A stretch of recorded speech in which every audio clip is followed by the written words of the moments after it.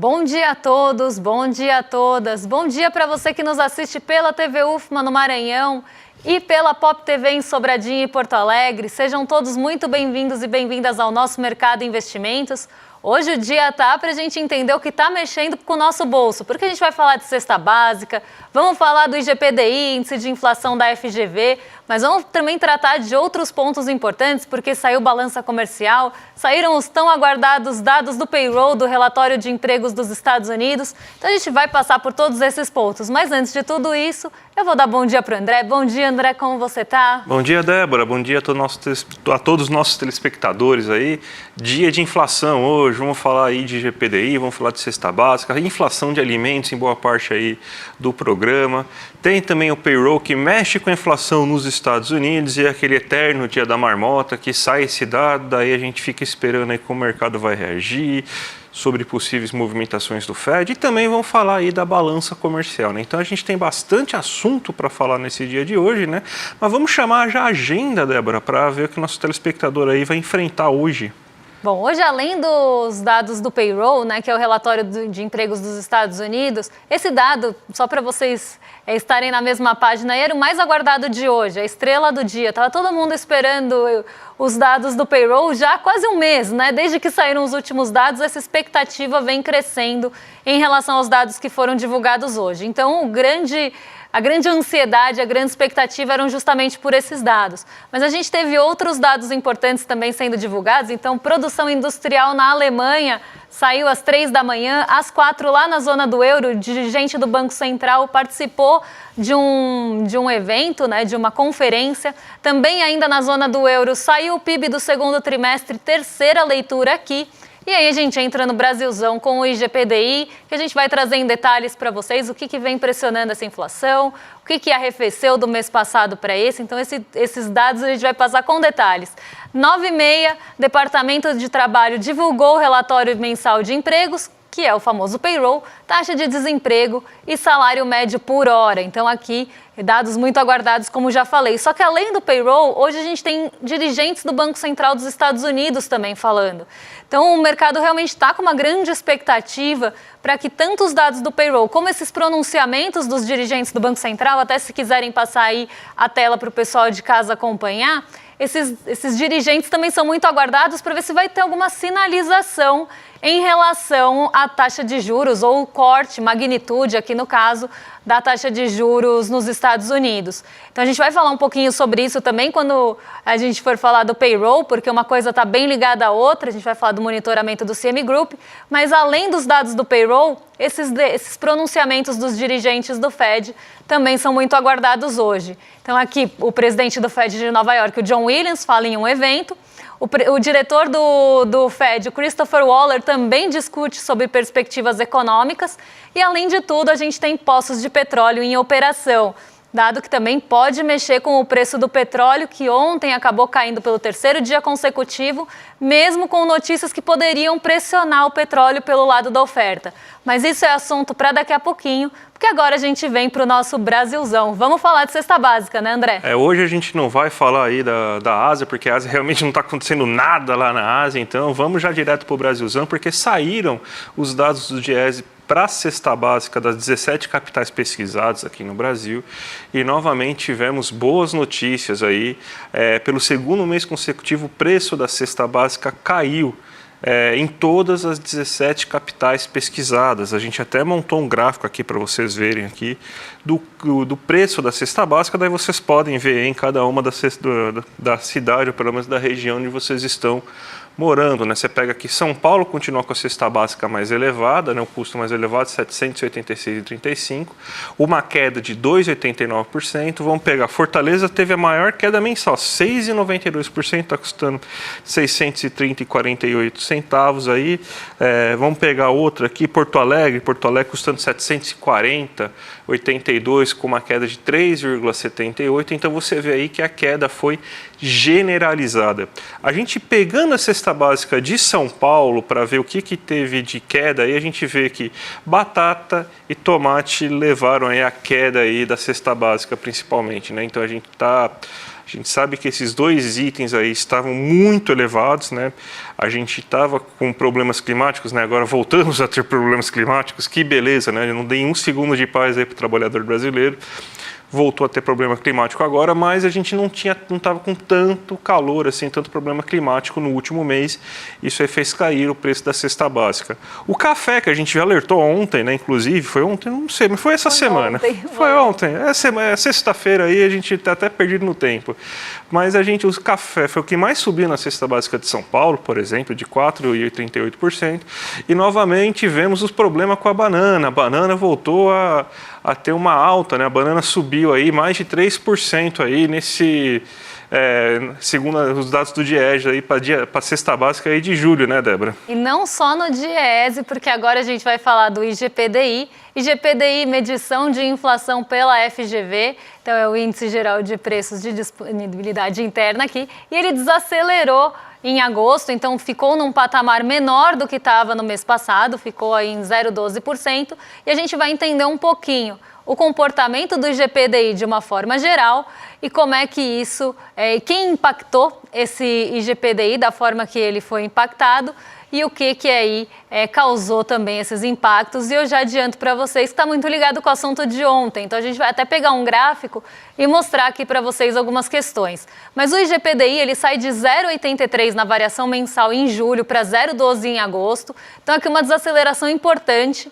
no índice de preços medido pela FGV, só que aqui a gente tem que lembrar que o IGPDI ele é formado por 3 outros índices de preços. O índice ao produtor, que também teve uma desaceleração interessante aqui de 0,93 para 0,11.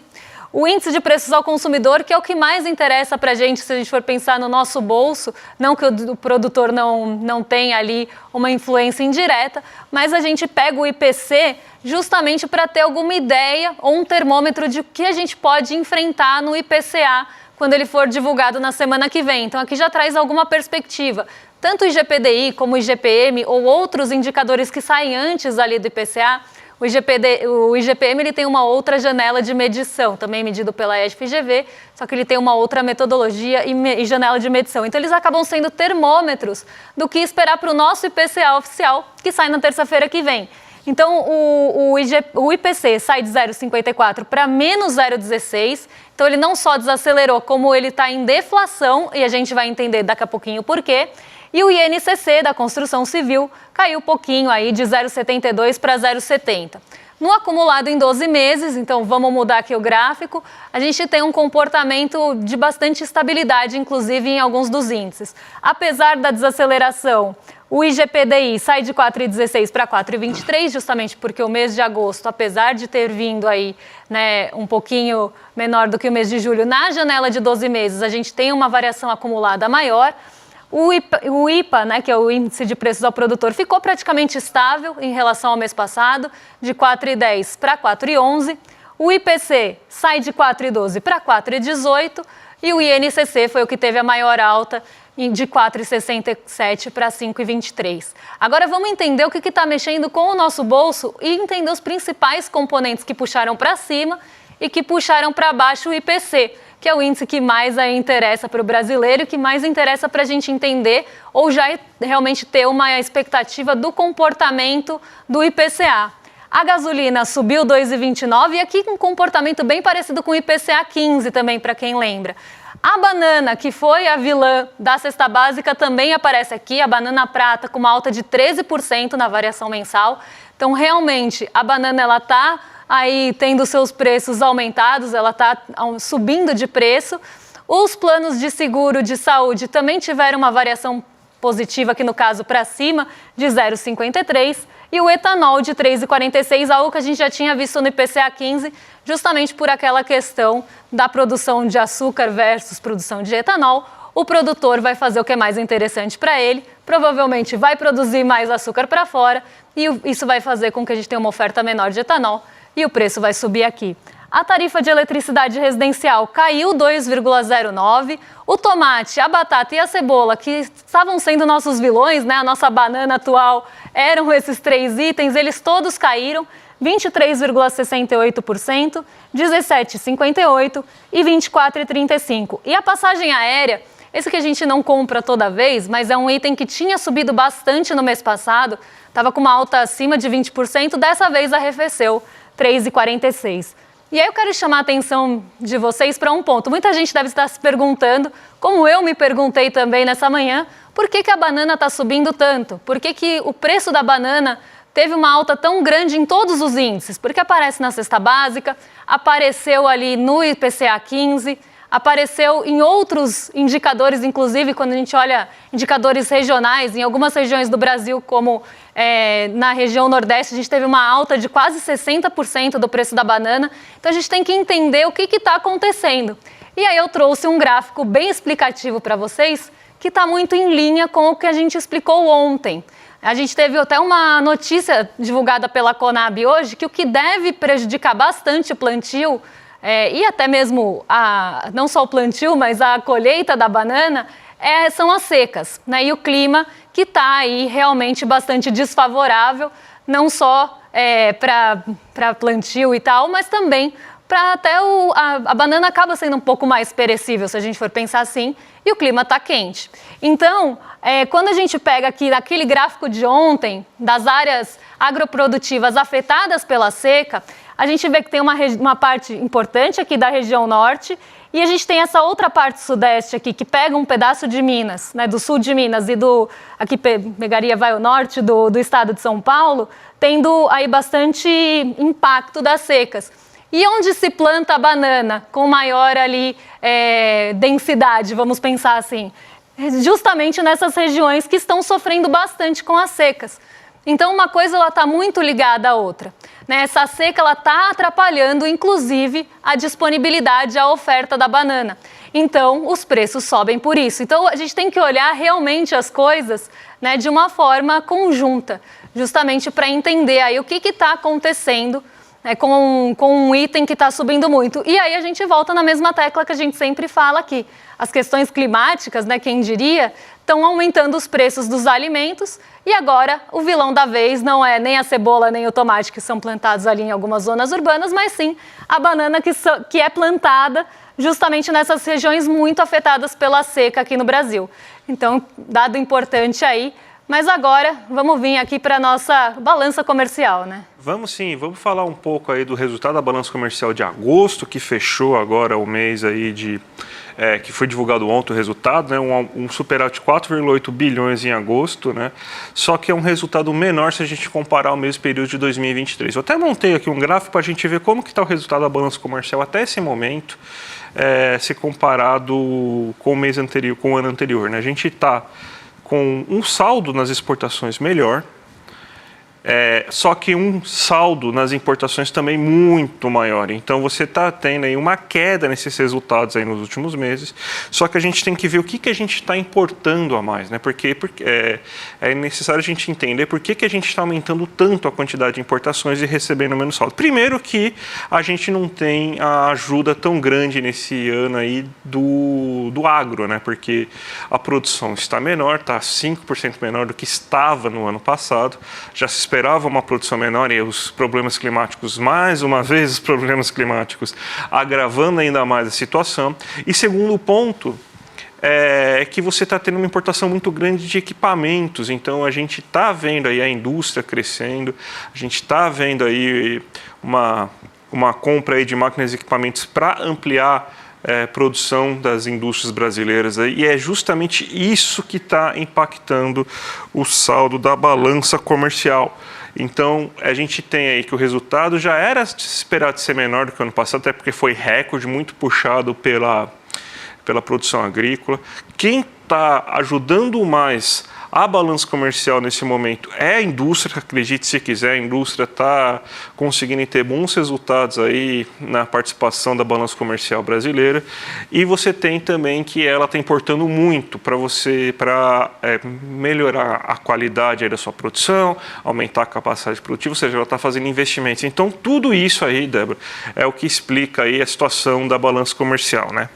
E antes de passar para o payroll, da gente voar lá para os Estados Unidos para falar de relatório de empregos, teve uma pergunta aqui no nosso chat que outras pessoas falaram, volta na pergunta para responder, pergunta da Patrícia. Então eu vou aproveitar para responder porque ela questionou justamente uma coisa que a gente sempre fala. Por que eu não estou sentindo o preço da cesta básica diminuir na minha casa, porque eu não estou sentindo o preço dos alimentos arrefecer dessa forma? Acho que um ponto importante aí que a gente tem que pensar é, primeiro, que os preços dos alimentos subiram por muitos meses consecutivos e acabaram chegando a patamares mais altos. Então, ainda que eles arrefeçam um pouco, eles ainda podem estar em patamares mais altos. Mas o que eu queria chegar aqui não é nem nessa conclusão, é como a sua cesta de consumo também pode ser diferente das medições aqui.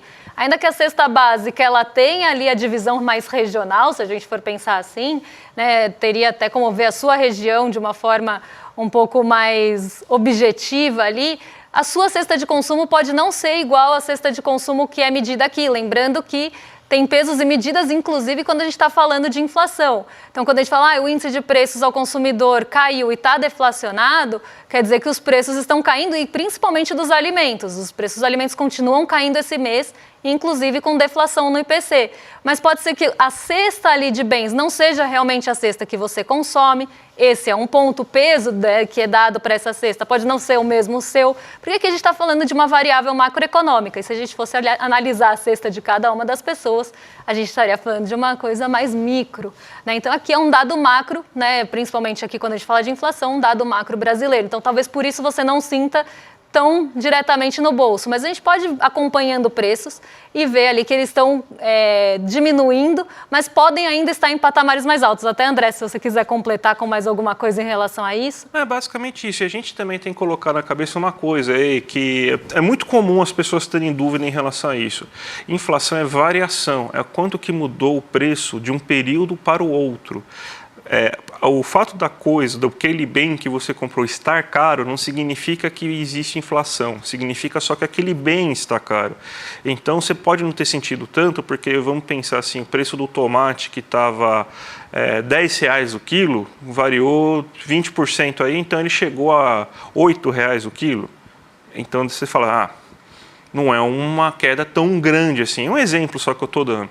Então você, na verdade, sente pouco essa queda. Então, e a gente sempre tem esse efeito, né? Porque a gente sente muito alta, a queda a gente não sente tanto. Então, é até um efeito psicológico importante que existe. Mas só para deixar claro, inflação é variação de um mês para o outro. Não é porque está caro que tem inflação, Débora. Exatamente. Agora sim a gente vai para os Estados Unidos para falar do relatório de empregos, dado muito aguardado hoje, de uma forma geral, de uma forma global, inclusive. Até por isso a gente não falou da Ásia, porque muito do movimento asiático também estava ligado a essa espera pelo payroll, e o payroll só ia sair às 9h30, então vamos deixar para passar tudo no giro de mercado. Os dados do payroll, eles vieram abaixo do esperado em algumas métricas e vieram acima, inclusive, ou muito dentro do esperado em outras métricas. Só para vocês estarem todos na mesma página também, quando a gente passou ali pela linha do payroll, eu falei que iam sair várias coisas. A variação do ganho salarial, a taxa de desemprego ou a criação de vagas, e aqui o payroll divide, né, a criação de vagas não agrícola, no caso. Tá, então, o relatório de empregos aqui tem todas essas divulgações juntas, vamos pensar assim. E algumas acabaram ficando acima do esperado e outras abaixo. O principal ponto aqui que o mercado estava esperando era justamente esse, que são o ponto ou os dados de criação de vagas não agrícolas. Tá? Então, esse era o dado mais aguardado do payroll, porque foi esse dado, se vocês olharem aqui, no mês passado, que tinha uma projeção muito alta ali, em torno de 120, um pouco mais, não, até mais aqui. Era quase 200 mil vagas e o payroll criou 114 mil vagas. Então, naquele mês, a gente teve uma decepção muito grande, que foi no mês passado, e foi justamente o que derrubou os mercados na segunda-feira seguinte. A gente começou a ter um temor muito grande de desaceleração da economia estadunidense. E nesse mês a gente tem a mesma repetição, mas não numa magnitude tão grande e não nessa distância aí tão grande que a gente viu no mês passado. A projeção era de criação de 164 mil vagas e a criação de fato foi de 142 mil vagas, ainda que abaixo do esperado. Não foi uma frustração tão grande de ser quase metade das vagas esperadas ou projetadas. Então, por mais que tenha ali uma desaceleração ou uma criação de vagas menores do que o esperado, aqui nem diria desaceleração, porque criou mais vagas do que o mês passado, mas uma frustração novamente dessa projeção, isso não quer dizer que os Estados Unidos vão cortar os juros, porque outras coisas precisam ser analisadas em conjunto. Mas esse é um grande indicativo de que os Estados Unidos podem ter uma política monetária, um corte mais agressivo na política de juros. Vamos seguir aqui para o outro gráfico, porque aí tem outros pontos compilados para vocês, que mostram ali o quanto o ganho médio por hora trabalhada variou. O anterior tinha caído 0,10%, e esse também tinha sido um fator bastante de pressão em relação à economia dos Estados Unidos, ou essa incerteza de desaceleração. A projeção era de 0,30 para esse mês e até ficou acima dessa projeção em 0,40. A criação de vagas no mês anterior, como eu falei, tinha ficado ali em 114, a perspectiva era bem maior. A projeção para esse mês era 164 e já vimos que frustrou essa projeção também. A criação de vagas ficou em 142 e o desemprego ficou quase estável, muito em linha com a projeção. Então, a gente não teve, como no mês passado, um desemprego maior do que se projetava, que também trouxe ali bastantes questionamentos, vamos pensar assim, ou bastante dúvida para o mercado. Mas aqui, o que eu pensaria? A gente teve 3 diferentes dados de mercado de trabalho sendo divulgados em um curto espaço de tempo. A gente teve a criação de vagas ADP, que ficaram, vagas ADP são as vagas no setor privado, ficaram abaixo do esperado. Os pedidos de auxílio-desemprego, por sua vez, não ficaram acima do esperado, então não teve mais gente do que se esperava pedindo auxílio-desemprego, pelo contrário, ficaram abaixo do esperado. E agora a criação de vagas também ficou abaixo do esperado. Isso começou a dar um reforço maior de que as taxas de juros nos Estados Unidos podem sim sofrer um corte mais agressivo. E aí a gente, olhando o monitoramento do CME Group, consegue ver isso. Depois daquele payroll super decepcionante do mês passado, que foi a última vez que a gente viu a perspectiva de corte de 0,5 ponto percentual acima da perspectiva de corte de 0,25 ponto percentual na taxa de juros dos Estados Unidos, desde então outros dados que foram sendo divulgados acabaram deixando a probabilidade maior, até se quiserem colocar esse gráfico aí para o pessoal de casa acompanhar, a probabilidade maior para o corte de 0,25. Então, o corte de 0,5 ponto começou, de certa forma, a diminuir a probabilidade de ser aos poucos descartados. Então, ele sai ali de 53%, quando a gente teve 68% quando a gente teve a última divulgação do payroll, que foi aquela bem decepcionante, que começou realmente até a se aventar a possibilidade de ter uma reunião extraordinária para discutir juros nos Estados Unidos.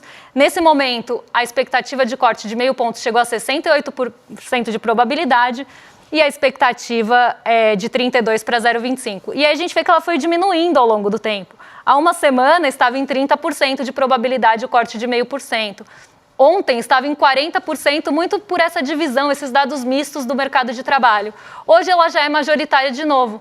Então, 53% dos agentes acredita que a gente possa ter um corte de 0,5 ponto percentual na taxa de juros dos Estados Unidos. O que, se combinado a um corte de 0,25 aqui no Brasil, ou até de 0,5%, como o mercado gostaria, embora até já tenha sido falado que isso não está em questão, mas o mercado continua pressionando para isso. Ainda que a gente tenha um aumento de 0,25 aqui no Brasil, diante de um corte de 0,5 ponto percentual na taxa de juros dos Estados Unidos, esse diferencial de juros vai ficar ainda maior e isso tende a trazer recurso especulativo aqui para o Brasil para ganhar na nossa renda fixa. Então é muito importante a gente analisar esse cenário, porque quando a gente tiver as decisões de política monetária dos Estados Unidos junto à nossa aqui do Brasil, a gente vai conseguir ter essa visão um pouco mais ampla, porque por enquanto são só expectativas e muitas pressões também vindas dos dois países. Mas a probabilidade indica sim que possa ter um corte maior nos Estados Unidos e aqui no Brasil uma alta de juros de 0,25. Débora, 3 minutinhos para você fazer o giro de mercado aí. Vamos lá. Vamos passar rapidinho no giro, até porque o pessoal tá com saudade, tá querendo saber o que está acontecendo com o dólar.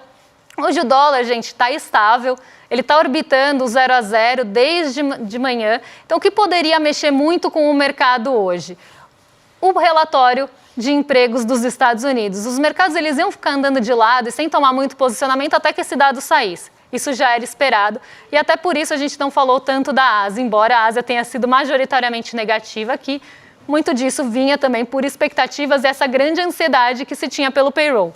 O dólar, que é a variável que poderia até ter essa maior resposta rápida junto ao DI futuro, eles estão ali, o dólar no caso está estável, então está em 5,57, ontem estava em 5,57, então se está mudando lá nas últimas casas decimais, lembrando que ontem o dólar caiu em 21, justamente também por essa perspectiva de um corte maior nos juros dos Estados Unidos, o que derrubou o rendimento dos títulos de dívida lá.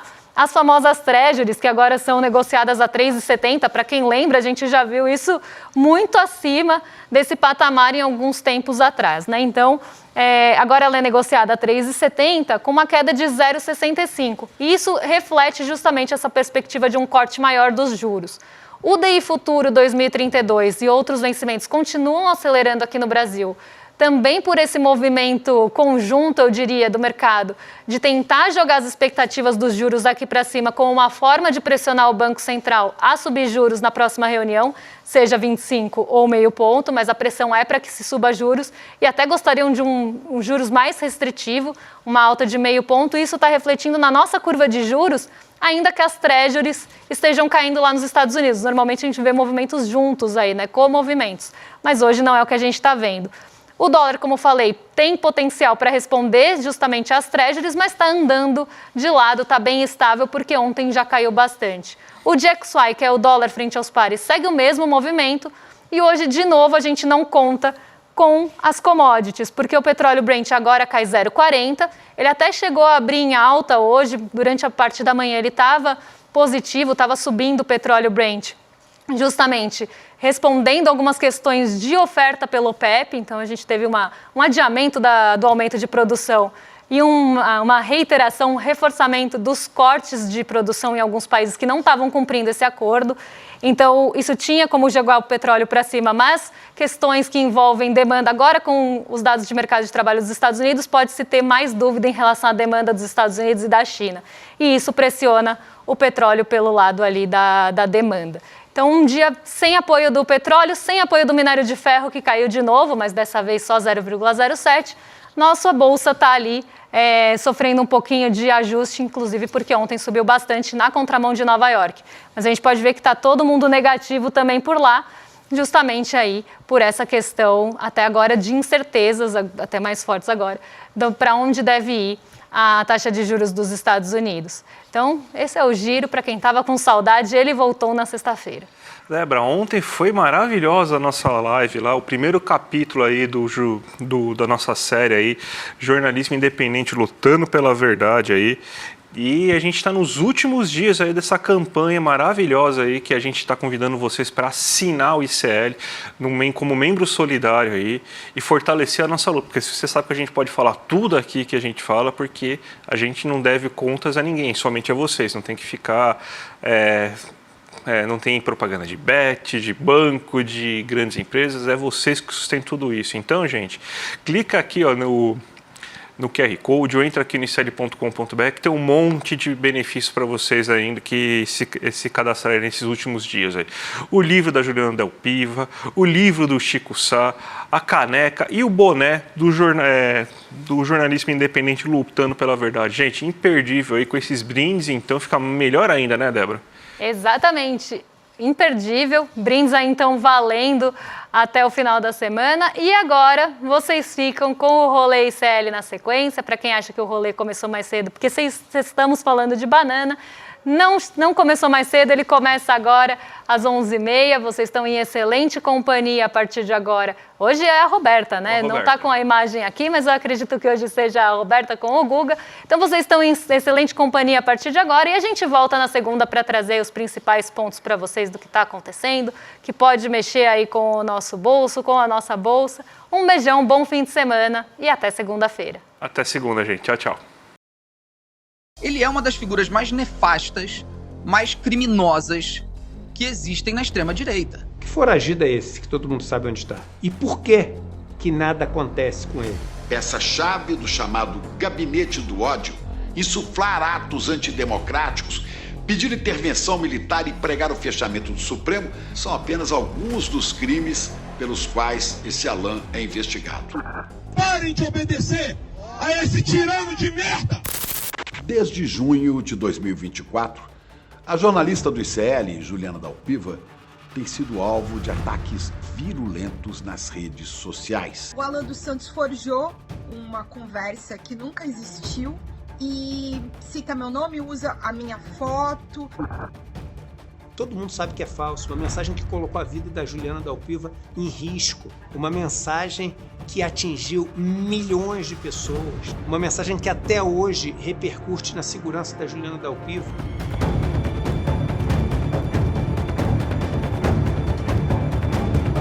Não adianta vocês fazerem campanha contra mim, porque eu vou continuar fazendo meu trabalho como jornalista como eu sempre fiz.